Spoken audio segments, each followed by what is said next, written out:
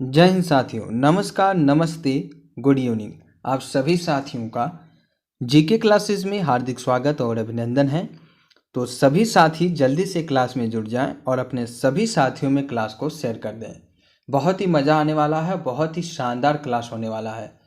साथियों, आज की इस क्लास में हम लोग उत्तर प्रदेश लोक सेवा आयोग के द्वारा आयोजित एलटी ग्रेड भर्ती परीक्षा में पूछे जाने वाली सामान्य अध्ययन के महत्वपूर्ण प्रश्नों को डिस्कस करने वाले हैं। यानी जैसा कि आप लोग देख रहे होंगे, आज की इस क्लास में हम लोग सामान्य अध्ययन का चौथा प्रैक्टिस सेट हल करने वाले हैं। तो बहुत ही शानदार क्लास होने वाला है और बहुत ही मज़ा आने वाला है। तो सब लोग जल्दी से क्लास में जुड़ जाएं और जो भी साथी चैनल पर नए आते हैं वो सबसे पहले चैनल को सब्सक्राइब करेंगे। उसके बाद आपको बेल आइकन को प्रेस करना है ताकि न्यू और लेटेस्ट अपडेट आपको समय के अनुसार मिलता रहे। क्लास अगर आपको पसंद आती है तो लाइक कीजिए, अपने सभी साथियों में शेयर कीजिए और कमेंट बॉक्स में कमेंट करके ज़रूर बताएं क्लास आपको कैसा लगा। क्लास की पीडीएफ फाइल पाने के लिए आपको हमारा टेलीग्राम चैनल ज्वाइन करना होगा। इसका लिंक आपको वीडियो के डिस्क्रिप्शन बॉक्स में मिल जाएगा, वहाँ से जाकर के आप टेलीग्राम चैनल को ज्वाइन कर सकते हैं। तो सब लोग जल्दी से जुड़ जाएं और देखिए क्लास को शेयर करते रहिए, है ना। चलिए क्लास की शुरुआत करते हैं और आज की इस क्लास में जो पहला प्रश्न है वो कह रहा है कि चलिए साथियों बात करते हैं पहले प्रश्न की। तो प्रश्न नंबर 1 कह रहा है कि उस ब्रह्मांड का नाम बताएं जिसका पृथ्वी एक ग्रह है। ऑप्शन ए है एंड्रोमेडा, ऑप्शन बी है उर्सा मेजर, ऑप्शन सी है उर्सा माइनर, ऑप्शन डी है मिल्की वे। तो इस प्रश्न का सही जवाब होगा ऑप्शन नंबर डी, मिल्की वे। ठीक है, मिल्की वे जो है ये आकाश गंगा यानी तारों, धूलकणों और गैसों का विशाल पुंज है। हमारी पृथ्वी इसी का एक भाग है जो एरावत पथ में स्थित है और इसका आकार जो होता है वो सर्पिलाकार होता है। इसका आकार कैसा होता है? सर्पिलाकार होता है। तो इस प्रश्न का सही जवाब हो जाएगा ऑप्शन नंबर डी। बात करें प्रश्न नंबर 2 की, किस बैंक को रिजर्व बैंक ऑफ इंडिया यानी आरबीआई ने अधिनियम 1934 की दूसरी सूची में शामिल किया गया था? ऑप्शन ए कहता है पूर्वांचल ग्रामीण बैंक, ऑप्शन बी है चिकमगलूर कोडाकू ग्रामीण बैंक, ऑप्शन सी है भारतीय महिला बैंक, ऑप्शन डी है नीलाचल ग्राम्य बैंक। तो इस प्रश्न का सही जवाब होगा ऑप्शन नंबर सी, भारतीय महिला bank. Reserve bank of India यानी आरबीआई अधिनियम 1934 की दूसरी अनुसूची में 21 मई 2014 को भारतीय महिला बैंक को दूसरी सूची में शामिल किया गया था और इस बैंक की जो चेयरपर्सन या आप कह सकते हैं सह प्रबंध निदेशक उषा अनंत सुब्रमण्यम थी और अप्रैल 2017 में इस बैंक का विलय जो है वो एसबीआई बैंक में हो गया था। ठीक है, तो इस प्रश्न का सही जवाब होगा ऑप्शन नंबर सी। बात करें प्रश्न नंबर 3 की, तो प्रश्न नंबर 3 कह रहा है कि मानव शरीर में सबसे लंबी अस्थि है। ऑप्शन ए है स्टेपीज, ऑप्शन बी है ह्यूमेरस, ऑप्शन सी है फीमर यानी उर्विका, ऑप्शन डी है अल्लना यानी अंत प्रकोष्ठिका। तो इसका सही जवाब होगा ऑप्शन नंबर सी, फीमर यानी उर्विका। मानव शरीर में सबसे लंबी अस्थि या हड्डी आप कह सकते हैं जो कि होता है फीमर, जिसका नाम एक और है उर्विका, और ये मानव शरीर में जांघ के अंदर पाई जाती है। ठीक है, बात करें प्रश्न नंबर 4 की। प्रश्न नंबर 4 कह रहा है कि उद्घाटनी star pro kabaddi league tournament को किस कबड्डी लीग टीम ने जीता? ये बात हो रही है 2014 की। तो 2014 में इसका पहला संस्करण का आयोजन किया गया अगस्त के महीने में। ठीक है, तो स्टार प्रो कबड्डी लीग का जो प्रथम संस्करण का आयोजन था वो अगस्त 2014 में किया गया था और इसमें भारत के विभिन्न शहरों से कई टीमें इसमें भाग ली थी और इसका जो फाइनल था उसमें जयपुर पिंक पैंथर्स, है ना, Jaipur Pink panthers you Mumba को हरा दिया था और इसको पराजित करके इसका जो किताब था वो जयपुर पिंक पैंथर्स ने जीता था। तो इस प्रश्न का सही जवाब हो जाएगा option number C, Jaipur Pink Panthers. बात करें प्रश्न नंबर 5 की, संगीत निर्देशक R.D. बर्मन नाम से भी जाने जाते हैं? ऑप्शन ए कहता है रॉकी, ऑप्शन बी है चिंटू, ऑप्शन सी है पंचम और आंसर डी है चिंची। तो इस प्रश्न का सही जवाब क्या होगा? तो इसका सही जवाब हो जाएगा ऑप्शन नंबर सी पंचम। संगीत निर्देशक R.D. बर्मन को पंचम दा के नाम से भी जाना जाता है, यानी इनको पंचम दा भी कहा जाता है। ठीक है, तो इसका सही जवाब हो जाएगा ऑप्शन नंबर सी। बात करें प्रश्न नंबर 6 की। अमर भारतीय महाकाव्य महाभारत का लेखक कौन है? अमर भारतीय महाकाव्य महाभारत का लेखक कौन है? ऑप्शन ए कहता है ऋषि वेदव्यास, ऑप्शन बी है ऋषि वाल्मीकि, ऑप्शन सी है ऋषि वशिष्ठ, ऑप्शन डी है और ऑप्शन डी है ऋषि याज्ञवल्क्य। तो इसका सही जवाब हो जाएगा ऑप्शन नंबर ए ऋषि वेदव्यास। अमर भारतीय महाकाव्य महाभारत की रचना ऋषि वेदव्यास ने की थी। प्रारंभ में इसमें 8800 यानी 8800 श्लोक थे, फिर इसे 24,000 श्लोक हुए और वर्तमान में इसमें 1,00,000 श्लोक हैं और यह विश्व का सबसे बड़ा महाकाव्य माना जाता है। इसकी रचना की थी ऋषि वेदव्यास ने। तो option A is right answer. चलिए बात करते हैं प्रश्न नंबर 7 की। प्रश्न नंबर 7 कह रहा है कि हिंदू धर्म का पारंपरिक प्राचीन नाम किसे माना जाता है? ऑप्शन ए है सनातन धर्म को, ऑप्शन बी है पुरातन धर्म को, ऑप्शन सी है वैष्णव धर्म को, ऑप्शन डी है शिव धर्म को। तो इस प्रश्न का सही जवाब होगा ऑप्शन नंबर ए सनातन धर्म को। हिंदू धर्म का प्रारंभिक या प्राचीन नाम जो है वो सनातन धर्म है। इसकी उत्पत्ति का कोई स्पष्ट साक्ष्य अभी तक नहीं प्राप्त हुआ है। तो option A is right answer. बात करें प्रश्न नंबर 8 की। तो प्रश्न नंबर 8 कहता है कि सफ़ेद रक्त कोशिका किस रूप में कार्य करती हैं? ऑप्शन ए है संक्रमण से सुरक्षा देने के रूप में, ऑप्शन बी है ऊर्जा के स्रोत के रूप में, ऑप्शन सी है रक्त का थक्का बनाने में या धक्का बनाने में, ऑप्शन डी है फेफड़ों से ऊतकों में ऑक्सीजन परिवहन करने में। तो इसका सही जवाब हो जाएगा ऑप्शन नंबर ए संक्रमण से सुरक्षा देने के रूप में। सफ़ेद रक्त कोशिकाएं जिन्हें हम लोग क्या कहते हैं? जिन्हें हम लोग कहते हैं WBCS, है ना, सफ़ेद रक्त कोशिकाएं मानव शरीर को संक्रमण से सुरक्षा प्रदान करती हैं और यह रक्त में उपस्थित बैक्टीरिया को मारने का कार्य भी करती हैं। तो रक्त में जो बैक्टीरिया पाई जाती हैं उनको भी नष्ट करने का कार्य सफ़ेद रक्त कोशिकाएं करती हैं। बात करें प्रश्न नंबर 9 की। भारत का अस्थायी अनुसंधान केंद्र दक्षिण गंगोत्री कहाँ स्थित है? ऑप्शन ए है अंटार्कटिका में, ऑप्शन बी है भारत महासागर, ऑप्शन सी है हिमालय, ऑप्शन डी है अरब सागर। तो इस प्रश्न का सही जवाब हो जाएगा ऑप्शन नंबर ए अंटार्कटिका में।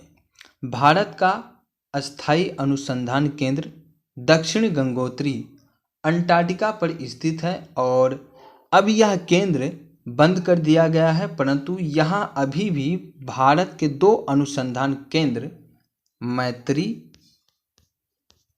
मैत्री एवं भारती कार्यरत है, मतलब अभी भी यह फिलहाल कार्यरत है। ठीक है, तो इसे बंद कर दिया गया है, लेकिन यहाँ पे 2 वर्तमान में अनुसंधान केंद्र है, एक आपका मैत्री और एक भारती। ठीक है, भारती नहीं होगा भारती, है ना, भारती। ये दोनों अनुसंधान केंद्र जो है ये भी फिलहाल यहाँ पे चल रहे हैं। बाकी दक्षिण गंगोत्री जो आपका स्थानीय अनुसंधान केंद्र है इसे बंद कर दिया गया है। तो इस प्रश्न का सही जवाब क्या हो जाएगा? Option A Antarctica. बात करते हैं साथियों प्रश्न नंबर 10 की। प्रश्न नंबर 10 कहता है कि सौर ऊर्जा के कारण उत्पन्न होती है।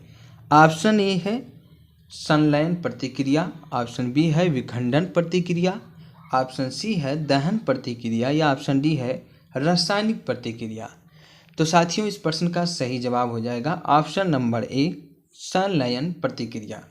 सौर ऊर्जा जो होती है वो संलयन क्रिया के कारण उत्पन्न होती है और सूर्य में सर्वाधिक मात्रा में हाइड्रोजन विद्यमान होता है जो आपस में संलयित होकर हीलियम में परिवर्तित होता रहता है और इससे क्या होता है कि सूर्य में ऊर्जा उत्पन्न होती है। ठीक है, तो इसका सही जवाब क्या हो जाएगा? ऑप्शन ए, संलयन प्रतिक्रिया। बात करें साथियों प्रश्न नंबर 11 की। प्रश्न नंबर 11 कहता है कि उस राज्य का नाम बताएं जिसने समाज कल्याण योजना के अधीन अम्मा साल्ट की शुरुआत की थी। ऑप्शन ए कहता है गोवा, यानी गोवा यहाँ पे होगा, और ऑप्शन बी कहता है केरल, ऑप्शन सी है तमिलनाडु, ऑप्शन डी है पश्चिम बंगाल। तो इस प्रश्न का सही जवाब क्या हो जाएगा? इसका सही जवाब होगा ऑप्शन नंबर सी, तमिलनाडु। तो साथियों समाज कल्याण योजना के अधीन अम्मा साल्ट तमिलनाडु सरकार द्वारा शुरू की गई थी। तो इसका सही जवाब option C is right answer. बात करें प्रश्न नंबर 12 की। भारत के मध्य में कौन सा महत्वपूर्ण अक्षांश गुजरता है? ऑप्शन ए है कर्क रेखा, ऑप्शन बी है मकर रेखा, ऑप्शन सी है उत्तर ध्रुवीय व्रत, ऑप्शन डी है दक्षिण ध्रुवीय व्रत। तो इसका सही जवाब हो जाएगा ऑप्शन नंबर ए, कर्क रेखा। भारत के मध्य से होकर गुजरती है कर्क रेखा, जो कि 23.5 डिग्री उत्तरी अक्षांश रेखा के नाम से भी जाना जाता है और यह भारत के 8 राज्यों से होकर गुजरती है। कितने राज्यों से होकर गुजरती है? 8 राज्यों से। इनमें आपका है त्रिपुरा, और इसके बाद आपका है इसमें मिजोरम, और इसके बाद है आपका पश्चिम बंगाल, ठीक है, और इसके बाद आपका है झारखंड, झारखंड भी है आपका इसमें, और छत्तीसगढ़ है, मध्य प्रदेश है, राजस्थान है तथा गुजरात है। तो भारत के 8 राज्यों से कर्क रेखा जो है ये गुजरती है और इसका एक और नाम क्या है? 23.5 डिग्री उत्तरी अक्षांश रेखा। ठीक है, चलिए साथियों बात करते हैं प्रश्न नंबर 13 की। तो प्रश्न नंबर 13 कहता है कि सिख गुरु अर्जुन देव को किसने मारा?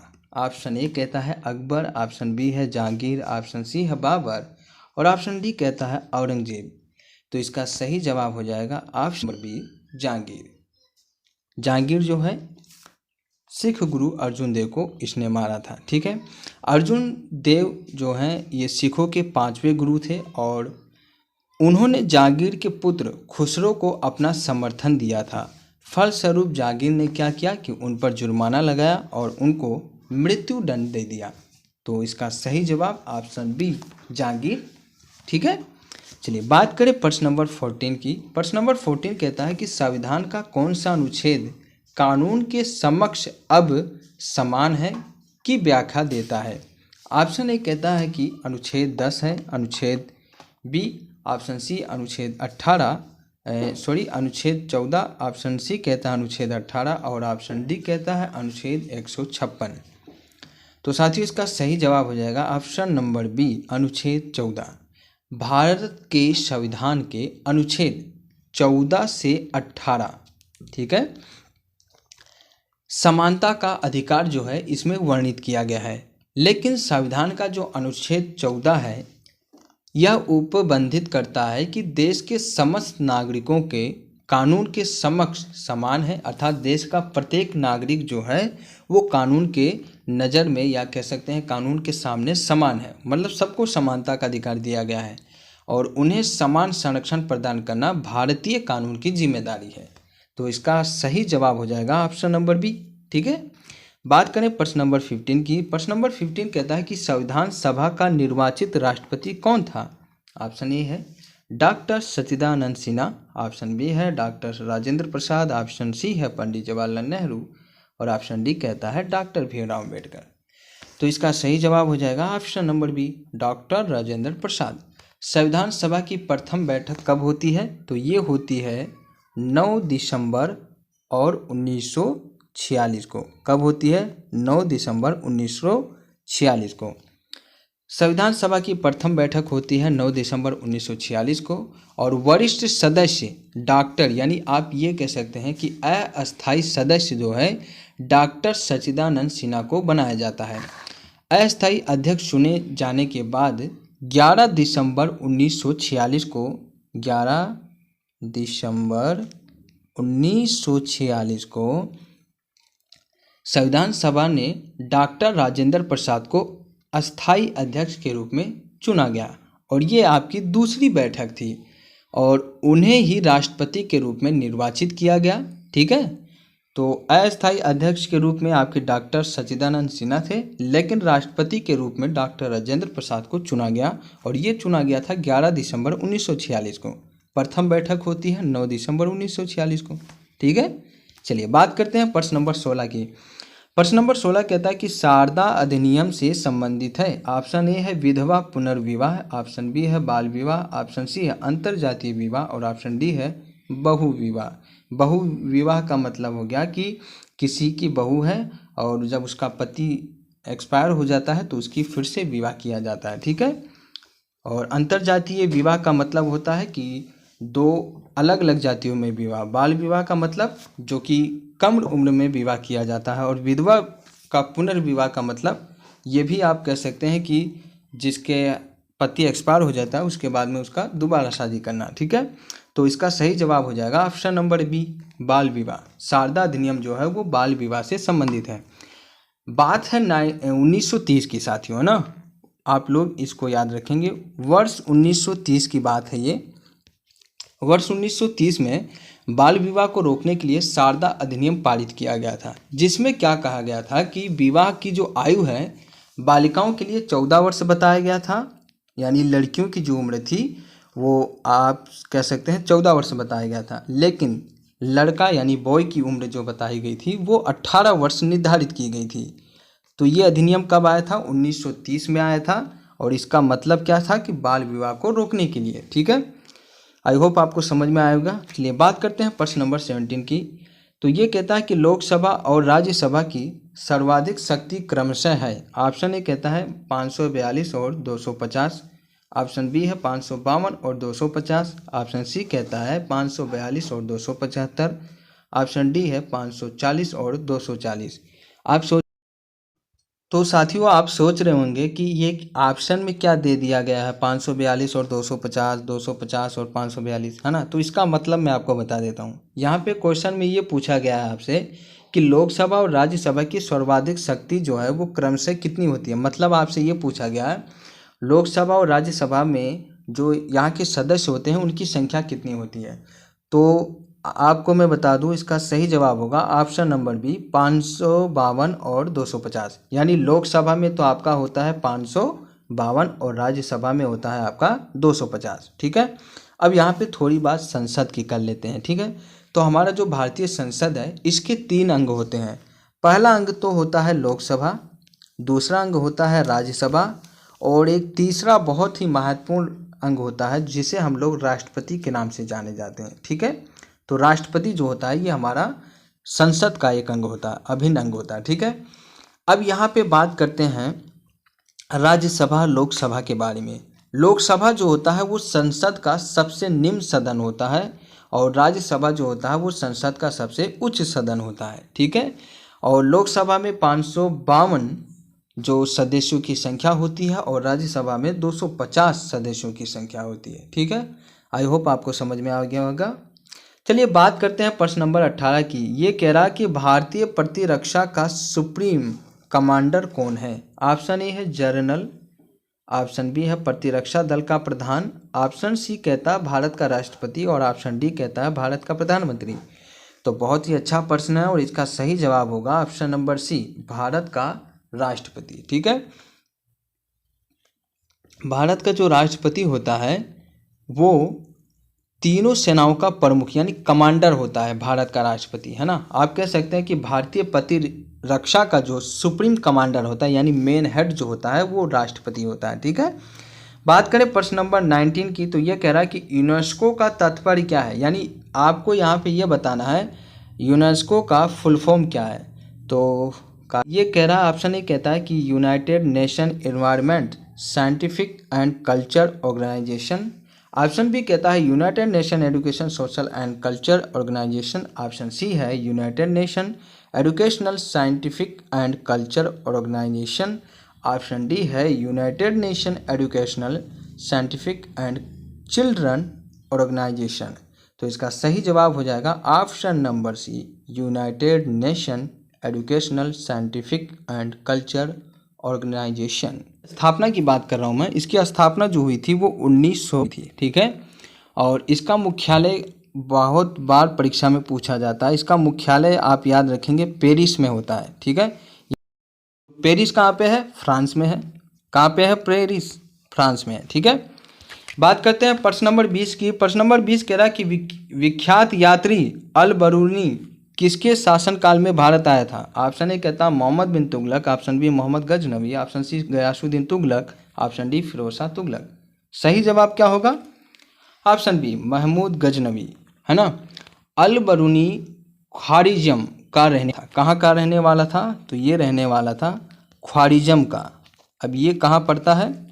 ख्वारिज़म का रहने वाला था और वह महमूद गजनवी के साथ 1018 और 1019 ईस्वी के अंतर्गत भारत आया था। और उसने क्या किया था कि तहकीक ए हिंद नामक पुस्तक की रचना की थी, जो, ठीक है। बात करें प्रश्न नंबर 21 की। सर्वोच्च न्यायालय के न्यायाधीश की सेवानिवृत्ति की आयु कितनी होती है? ऑप्शन ए कहता है 60 वर्ष, ऑप्शन बी 62 वर्ष, ऑप्शन सी 65 वर्ष, ऑप्शन डी 68 वर्ष। सही जवाब होगा ऑप्शन नंबर सी 65 वर्ष, ठीक है। तो अनुच्छेद 124 इसे आप याद रखेंगे। अनुच्छेद 124 दो भाग के अनुसार उच्चतम न्यायालय का न्यायाधीश अपना पद तब तक धारण करेगा जब तक कि वह 65 वर्ष का नहीं हो जाता। यानी 65 वर्ष का होने के बाद वो अपने पद से हट जाएगा। इस दौरान अगर वो अपनी इच्छा के अनुसार हटना चाहता है तो उसकी मर्जी, है ना। हटने तो अपने क्यों किया जाता है। महाभियोग की प्रक्रिया के द्वारा इसे हटाया जाता है। और महाभियोग प्रक्रिया मैंने आपको बताया था कि अगर उस पर कोई दोष पाया जाता है या तो उसके एक प्रक्रिया होती है जिसके थ्रू उसे हटाया जा सकता है, ठीक है। चलिए बात करते हैं प्रश्न नंबर 22 की। सूर्य देवता को समर्पित कौन से मंदिर का आकार रथ जैसा है? ऑप्शन ए कहता है सन टेम्पल जो कि कोणार्क है, ऑप्शन बी कहता है लोटस टेम्पल जो कि नई दिल्ली में है, ऑप्शन सी है सूर्य पहाड़ टेम्पल जो कि असम में है, और ऑप्शन डी कहता है जगन्नाथ टेम्पल जो कि पुरी में है। तो इसका सही जवाब क्या हो जाएगा? Option number 8 sun temple Konark मंदिर, जिसे कोणार्क मंदिर के नाम से भी जाना जाता है। कोणार्क में स्थित है सूर्य मंदिर जो कि सन टेम्पल के नाम से भी जाना जाता है। इसका आकार जो है वो एक रथ जैसा है जिसे 7 घोड़े खींच रहे होते हैं। और ये कहाँ पे स्थित है? ये भैया स्थित है उड़ीसा में, ठीक है। तो बहुत ही महत्वपूर्ण प्रश्न है। चलिए बात करते हैं प्रश्न नंबर 23 की। चलिए बात करते हैं प्रश्न नंबर 23 की। प्रश्न नंबर 23 कहता है कि भारत के निम्न में से किस राज्य की आबादी सबसे कम है? ऑप्शन ए है सिक्किम, ऑप्शन बी है गोवा, ऑप्शन सी है मणिपुर, ऑप्शन डी है मिजोरम। क्या होगा इसका सही जवाब? तो इसका सही जवाब होगा option number A Sikkim. Sikkim जो कि भारत का सबसे कम आबादी वाला राज्य है। अगर सिक्किम की आबादी की बात करें तो 0.061 करोड़ है। ये 2011 की जनगणना के अनुसार मैं आपको बता रहा हूँ। और दूसरा सबसे कम जनसंख्या वाला राज्य आपका मिजोरम है और तीसरा अरुणाचल प्रदेश है, ठीक है। चलिए बात करते हैं प्रश्न नंबर 24 की। संसद में शून्यकाल कब से शुरू होता है? ऑप्शन ए कहता है सुबह 10 बजे से, ऑप्शन बी कहता है दोपहर 12 बजे से, ऑप्शन सी है दोपहर 1 बजे से, ऑप्शन डी है सुबह 1 बजे से। इसका सही जवाब हो जाएगा ऑप्शन नंबर बी दोपहर 12 बजे से। संसदीय कार्यवाही के दौरान प्रश्नकाल के बाद 1 घंटा 12 बजे से 1 बजे तक का समय शून्यकाल कहलाता है। और शून्यकाल के दौरान कोई भी सदस्य बिना पूर्व सूचना दिए मंत्री से प्रश्न पूछ सकता है, ठीक है। तो ये दोपहर 12 बजे से शुरू होता है और 1 बजे तक रहता है। चलिए बात करते हैं प्रश्न नंबर 25 की। एक आतंकवादी संगठन ISIS द्वारा मारे गए अमेरिकी पत्रकार का क्या नाम था? ऑप्शन ए है जेम्स एंडरसन, ऑप्शन बी है David Cawthorne Haines, option C है जेम्स फॉले, ऑप्शन डी है विलियम हैग। तो इसका सही जवाब हो जाएगा option number C James Foley. ISIS नामक आतंकवादी संगठन द्वारा अमेरिका के एक पत्रकार जिनका नाम जेम्स फोले था, इनकी हत्या 19 अगस्त 2014 को हो गई थी और यह संगठन सीरिया और इराक में सक्रिय है। यानी इस संगठन की बात करें तो ये सीरिया और इराक में पाया जाता है, वहाँ पे ये स्थित है। कौन सा संगठन? ISIS आतंकवादी संगठन।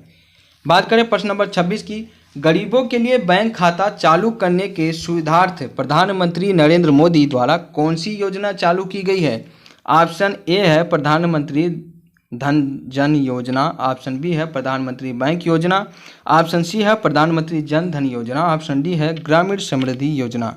सही जवाब होगा ऑप्शन नंबर सी, प्रधानमंत्री जन धन योजना। आपको पता होगा 2014 में जब प्रधानमंत्री चुनाव जीते थे और भारत के प्रधानमंत्री बने थे, उस समय इन्होंने महिलाओं के लिए एक योजना चालू की थी और जो योजना का नाम था प्रधानमंत्री जन धन योजना। इस योजना के अंतर्गत मोदी जी ने क्या कहा था कि इसके अंतर्गत ऐसे महिलाओं का खाता खुलाया जाएगा, वो भी जीरो बैलेंस पे, है ना। तो इसके लिए गरीबों के लिए बैंक खाता चालू करने के लिए देश के 600 जिलों में एक साथ लॉन्च की गई थी यह योजना और यह सरकार की अब तक की सबसे बड़ी योजना है, ठीक है। और इसमें कोरोना टाइम पे सरकार ने इसमें 1000 रुपये डाले थे सभी खाता धारकों में। और अभी आपको पता होगा तो एक और योजना चली है, ई श्रम कार्ड योजना, जो किसी ने नहीं बनवाया होगा तो बना लीजिएगा, क्योंकि इस योजना के तहत सरकार जो है, क्योंकि अब चुनाव आ रहा है तो सबको 1-1000 रुपये दे रही है खाता में। तो जो भी बेरोजगार भाई हैं मेरे, वो आपसे निवेदन मैं कर रहा हूँ कि आप ई श्रम कार्ड बनवा लीजिए, क्योंकि 1000 रुपये बहुत होते हैं, ठीक है। आपको फॉर्म भरने में भी मदद मिल जाएगी। चलिए बात करते हैं प्रश्न नंबर 27 की। इनमें से कौन लोकसभा में कभी भी विरोधी दल का नेता नहीं हो रहता है? ऑप्शन ए कहता है राजीव गांधी।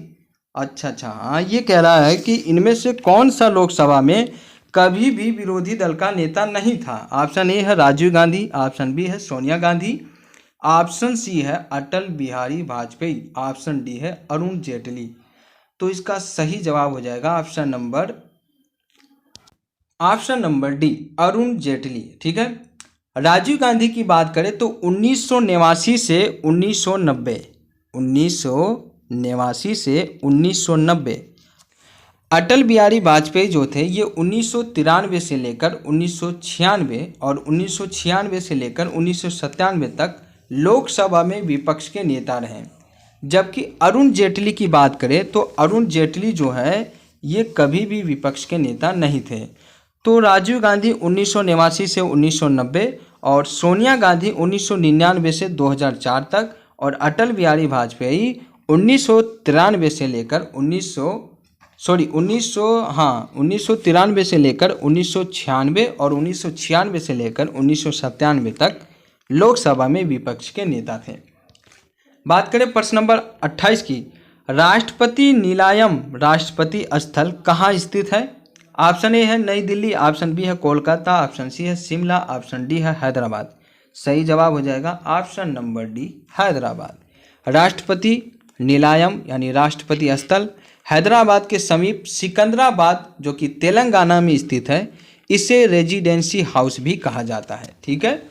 चलिए बात करते हैं प्रश्न नंबर 29 की। ये कह रहा है कि सिक्योरिटी काउंसिलिंग के गैर अस्थायी सदस्य कितनी अवधि के लिए निर्वाचित होते हैं, यानी कितने साल के लिए निर्वाचित होते हैं? ऑप्शन ए है 2 वर्ष, ऑप्शन बी है 1 वर्ष, ऑप्शन सी 3 वर्ष, ऑप्शन डी 4 वर्ष।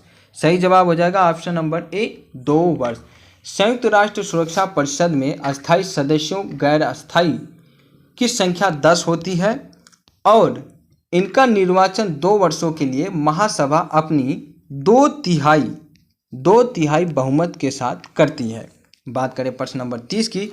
राज्यसभा के सदस्य द्वारा निर्वाचित होते हैं। ऑप्शन ए है विधान परिषद के निर्वाचित सदस्यों, ऑप्शन बी है जनता, ऑप्शन सी है लोकसभा, ऑप्शन डी है विधानसभा के निर्वाचित सदस्यों के द्वारा।